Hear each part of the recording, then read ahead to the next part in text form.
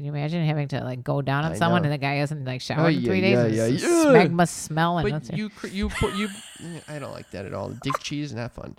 Okay, so I think I've heard my mom talk about her sex life to me like 3 times. As far as I know, they've had sex 4 times, and it resulted in 4 children. My parents are openly talking about it all the time. It's disgusting.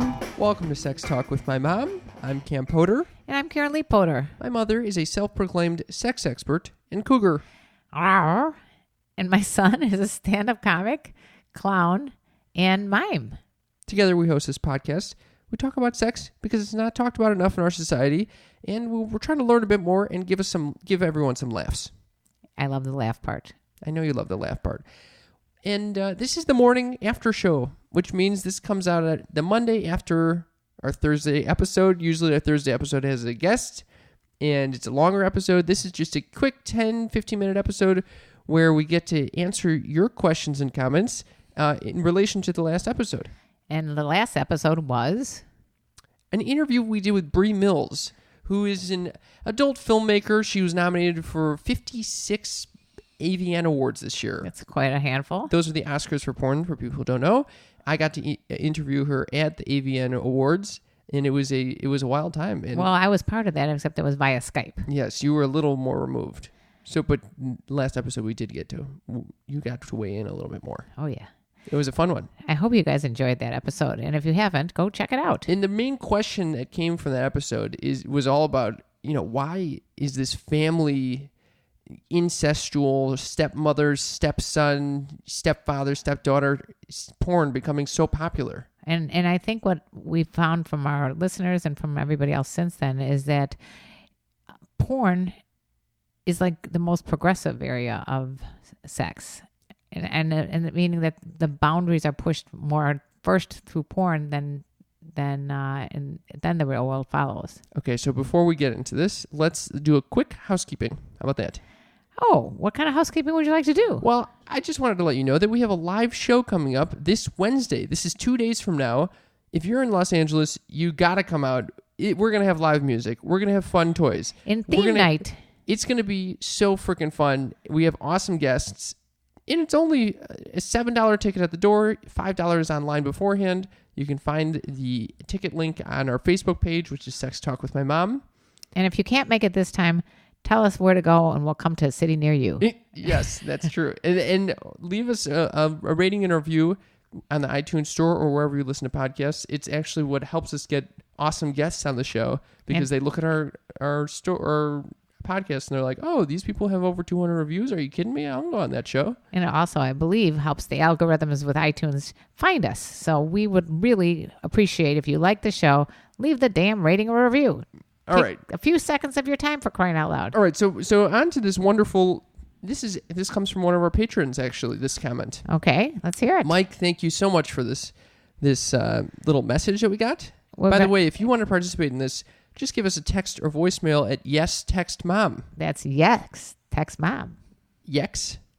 What is wrong with me? I'm having like some You're a little tongue-tied today. diction. I've had some diction problems. We should do some diction exercises. A-E-I-O-U? Red leather, yellow leather. Red leather, yellow Okay. leather. Well, I had a little trauma today before we get into this. I mean, all of a sudden, a swarm of bees landed on my balcony, and it freaked the fuck out of me. It looked like National Geographic on her balcony. Out of like 300 units, they picked my balcony, which is apparently good luck. And How many bees do you think were out there? I literally started counting them. And How could you even count that many? I was counting the approximate How many do you think? I think there were 1,000. No way. Oh, yeah. You think there are 1,000 Yeah, bees there? I think there were 1,000 bees. Well, here's what was crazy. We thought they were making a hive, but I did. instead they were all just, they were all just on top of each other protecting the queen as she built this. I guess everyone was building it around her, but they were basically protecting her. Right. What I couldn't figure out is like, how did in the morning the beehive not be there? Like the Winnie the Pooh, where he stuck his hand in the hive. Mm-hmm. I was expecting that honey dripping out of it and everything. I didn't see any honey. How did that appear within literally a minute? Well, they just travel as a unit, and there must have been hundreds of them. Right. So I get a call from the building superintendent or whatever, and he's like, "There's a beehive out on your balcony." And I looked outside, and I'm like, "Holy smokes!" Yeah. And they removed it today.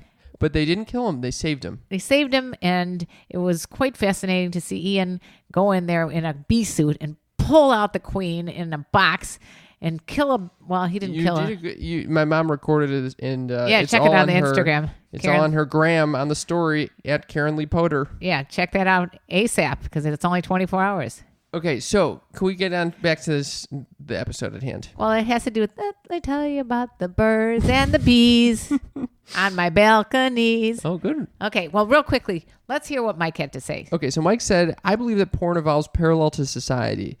And as society becomes more open about sex, porn will by necessity continue to push the envelope for what is acceptable in public. You were having a little diction problem there. I was a little bit of addiction. Okay, I like that. Yeah, I think that's 100% accurate. I think that's why you see trend. There is this evolution in what is acceptable in terms of like Everything. everything. I mean, all of a sudden it's anal. That came from porn, right? First it was, yeah. I think it is popular. Because I got to tell you, I remember watching porn 30 years ago when I was just a little babe. And I got to tell you something. There was none of the, first of all, there was no shaving either. There's no grooming. And there was no anal. And now? Anal. And Plus, no hair. And I have a friend who always told me he was into transgendered porn. And it translated into his searching for that in his life. He was very turned on by. So he learned that this was his a style, thing. that his preference. His but preference, just a through fetish porn. or whatever they call it. I guess when you were able to see something that you've never seen before, and you're like, "Oh wow, I didn't realize that turns me on." Right. That could be like you can go towards that. Which brings it now that to this whole Do you think people are going to start fucking their stepmothers and sons? I think that's what he was implying. It might be.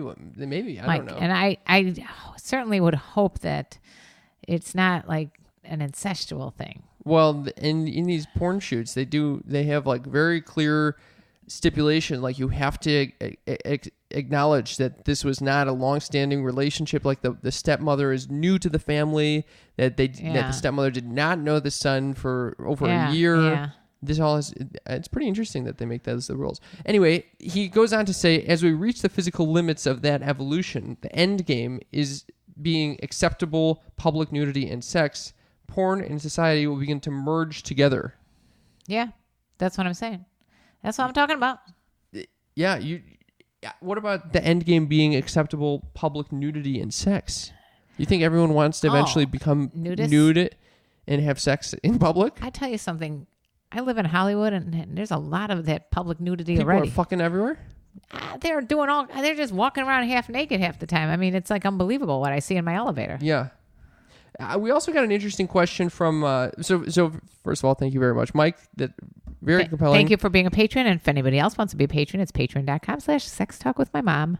Okay. Also, we got an awesome another comment from Ralph who says, I've seen some mother-son porn. It usually ends with me wondering what the fuck is wrong with me. Yeah, so he feels shamed, I guess, when he watches that. Yeah. But I think, what's his name? Ralph, you should be okay because there's a lot of stuff that I'd be watching and there's never any chance of me, like I can sit there and get turned on by a gangbang, but that's not something I want to ever participate in. Or a bukkake. Well, I actually would never want. Are you turned on by a bukkake scene? you've already asked me if I'm turned on by bukkake, and no, I'm not. That's got to be the sickest thing ever. Be involved with just on the hygiene element. I mean, this is disgusting. For those of you guys who don't know what bukkake is, it's when a girl's on the she's laying there, and then these guys are circled around her, jerking off all over her, and she's full of cum, and it's disgusting, and it's got to be like the most revolt. Even my friend, a porn star, Nina Hartley, does not like getting bukkake. Who is gonna? I mean, I don't want to yuck anyone's yum, but I could. Oh, that's there's a hard people. sell for me. Yeah. Oh, I can't. It would be hard for me to participate in it or be the participant. And participate. Can you imagine if you're laying there and guys are jizzing all over you? Do you know the first Oh time? my God. I'm glad you have that I mean, visual in your you're mind. in a human fountains. That's enough with the People spitting on me? on you. Yeah. Yeah. It's one thing to spit and another one to jizz. The first time I got a blowjob, I felt so guilty. And I said, I even told the girl, I was like, you don't need to do this. You felt guilt because she had to swallow your cum? Or even put my dick in her mouth. Like the fact that my semen was going to be in her mouth. That's interesting. I wonder if anybody else. Oh my God. You guys and girls, has anyone else felt like Cam that the first time that they gave or received a blowjob, they felt a little guilty about having something that repulsive in their mouth? I was so repulsed by it. I was like, you don't need to do this. We got to find out what everybody else thinks. And then she was like, what are you talking about? This is enjoyable. Yeah. It's enjoyable to give pleasure to someone. Yeah. Yeah. And I'm sure there's some women that are like, oh, I don't know if I feel bad for a guy having to actually lick whatever juices I have down there. Yeah, definitely. As a matter of fact, we had another listener comment about... I didn't think that this listener comment was going to be... It's very relevant. Relevant to this. It's extremely relevant. Okay, so this guy says... What's this guy's name? This guy says... Anonymous? He says... We can call him Jay. Okay. So Jay says, hi, Cam and Karen. Awesome, entertaining, and enlightening show. Thank you, Jay. I always like compliments. He says, I've been dating this girl for about 5 months. She's super sweet and we get along great, and we are completely on the same page in the sack. However, she smells. For weeks, I had subtly hinted at the fact, but before finally outright telling her she needed to shower before we did anything. It hurt her feelings, but she complied for a while. Now she's back to only showering in the morning before work and going to bed stinky.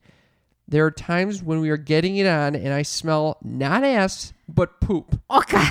This is totally a deal breaker for me. I don't know how to get her to clean herself better. Any advice? Oh, man. You know what? Honestly, we just interviewed Dirty Lola. She was talking about how she has a very strong scent to her and that the guys she's with asks her to take showers afterwards or beforehand. Yeah, or that's something. a future episode for you, friends. Yeah. So, first of all, that smell could be something serious because I have another friend who smells like ass. No, but it or could poop. be. It could be a vagina smell.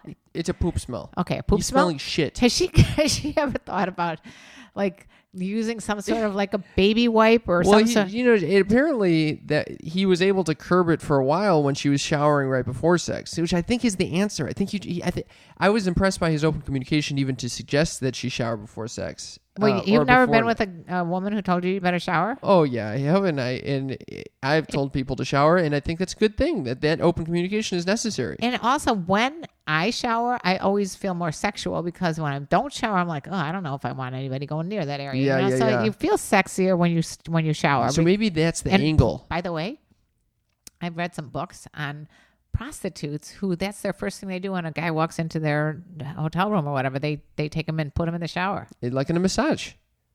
Well, yeah, but especially, can you imagine having to like go down on someone and the guy hasn't like showered in 3 days? Yeah. Smegma smell. And but you I don't like that at all. Dick cheese, not fun.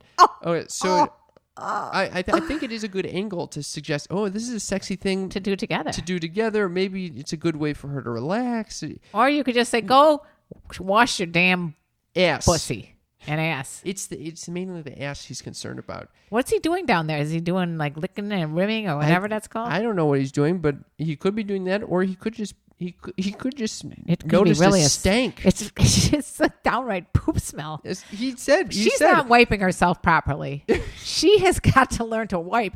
This does not happen with my boyfriend who uses up a roll of toilet paper every time he goes to the bathroom. Do you know I another one? This is something, a fun fact about me. I have a very clean shits. What is it? Because you eat so many vegetables and stuff. On the toilet paper. Yeah, because you eat a healthy diet apparently. No, I think it actually.